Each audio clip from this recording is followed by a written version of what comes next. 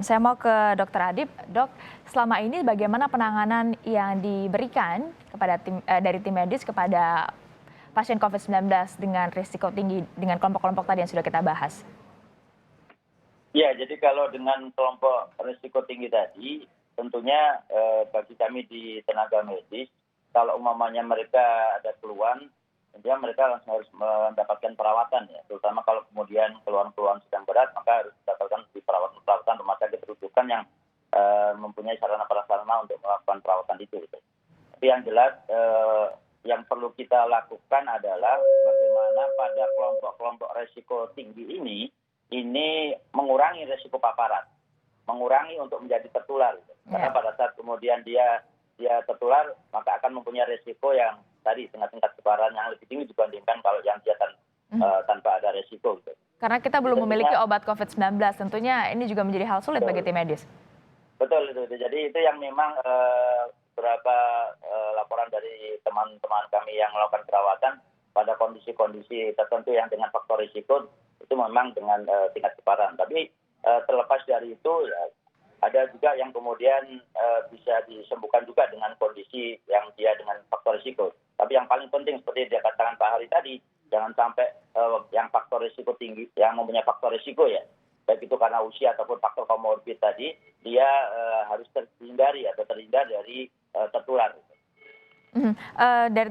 Dari data Anda, Pak Haryadi, berapa persen populasi Indonesia yang bisa dikatakan masyarakat dengan risiko tinggi, baik terpapar maupun juga menderita atau tingkat keparahan dari COVID-19 ini? Berapa persen dan mereka yang memerlukan perawatan intensif? Saya kira kalau kita bicara risiko tertular, seperti tadi sudah kita bahas di depan, semua orang di Indonesia ini berisiko tertular. Tinggal bagaimana kita bisa menghindarkan diri dari risiko tertular. Di antara orang-orang yang tertular, maka beberapa mengalami gejala mulai ringan, sedang, sampai berat.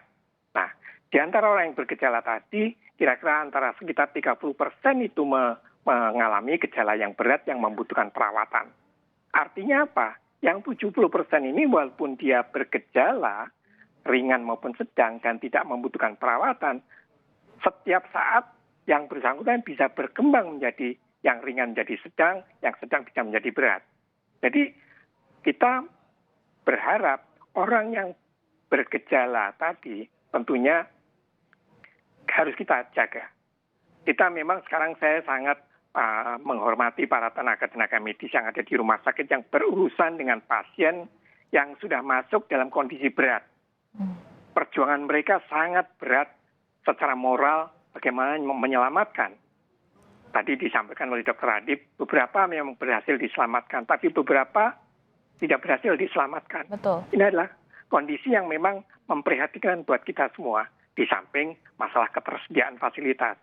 Saya percaya fasilitas cukup tersedia, tetapi persoalannya bukan ketersediaan fasilitas, tapi bagaimana arus orang dari tidak bergejala menjadi bergejala, yang bergejala berkembang menjadi sedang dan berat. Ini yang menjadi perhatian kita semua. Ya, tentu yang menjadi harapan kita semua agar tidak ada yang terpapar. Jangan mengharapkan tentang pengobatan ya, tapi tentunya kita harus menghindari agar tidak terpapar.